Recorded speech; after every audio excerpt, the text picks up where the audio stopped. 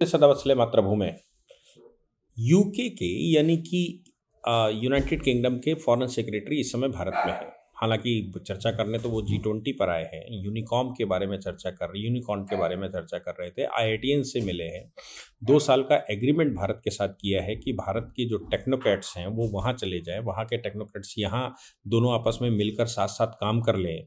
और इसके अतिरिक्त भारत की कंपनियां, उनके यहाँ भारत की जो प्रोफेशनल्स हैं उन प्रोफेशनल्स को यूके में स्थान मिल सके। हम जान ही रहे हैं कि ऋषि सुनक के साथ हमारी वार्ता चल ही रही है और वो फाइनल स्टेज पर है। उससे पहले दो प्रधानमंत्री वहाँ पर गिर चुके हैं सिर्फ इसलिए कि इंडिया के साथ ये एग्रीमेंट होना है कि नहीं होना, ब्रेग्जिट के बाद बड़ा इंपॉर्टेंट है। तो ये सब विषय लेकर वो यहाँ आए। यहाँ पर वो इसलिए भी आए कि G20 में रशिया को कैसे रोका जाए। उनका कहना था कि अगर आज युद्ध खत्म हो जाए तो भी फूड सिक्योरिटी को लेकर 2027 तक, कम से कम अगले 4 वर्षों तक यूरोप संकट में रहेगा। और युद्ध तो चल ही रहा है, आगे कितना संकट होगा पता नहीं। साथ में वो ये भी मानते हैं कि भारत जो है वो टेक्नोक्रेट्स पैदा करने के मामले में संसार के तीसरे नंबर पर है। 108 से ऊपर यूनिकॉर्न तैयार कर दिए हैं।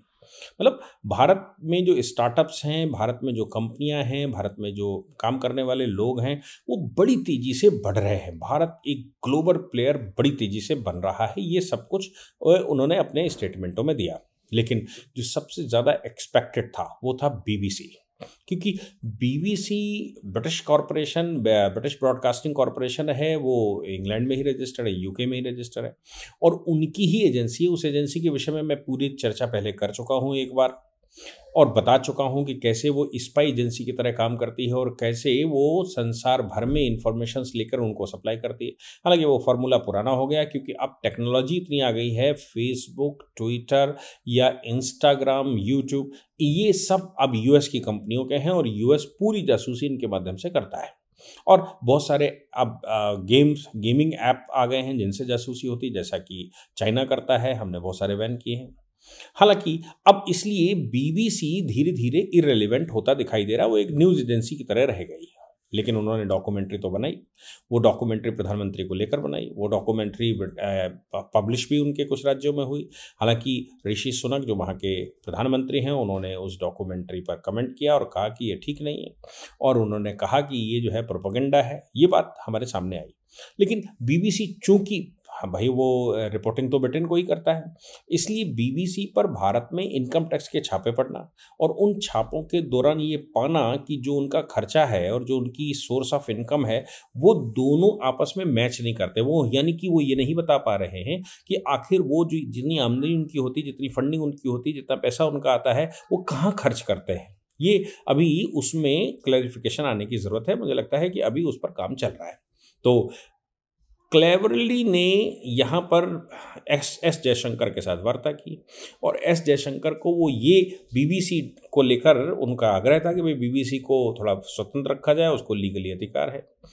एस जयशंकर का जवाब क्या हो सकता था, भारत सरकार का जवाब क्या होना चाहिए? जो भारत सरकार का जवाब होना चाहिए वही एस जयशंकर का जवाब भी था। एस जयशंकर जी ने साफ कहा कि भारतीय कानूनों के दायरे में सभी आते हैं। भारत में जो कोई भी एजेंसी, कंपनी काम करती उसको भारतीय कानूनों का पालन तो करना ही होगा। अब वो चाहे बीबीसी है या कोई और है, भारतीय कानूनों से परे वो नहीं जा सकता। स्थिति साफ थी और ये ऐसे नहीं कहा, ये बात उन्होंने फॉरेन सेक्रेटरी की जेम्स क्लेवरली की उपस्थिति में कहा। अब आप समझ सकते हैं कि बीबीसी टैक्स इशू अगर उनका फॉरेन मिनिस्टर भारत में उठाता है और भारत का फॉरेन मिनिस्टर उसी मंच पर ये जवाब देता है और कहता है कि यहाँ पर जो सर्वे हो रहा है या जो चल रहा है उन मामलों में भारत के कानूनों का तो पालन सभी को करना ही होगा।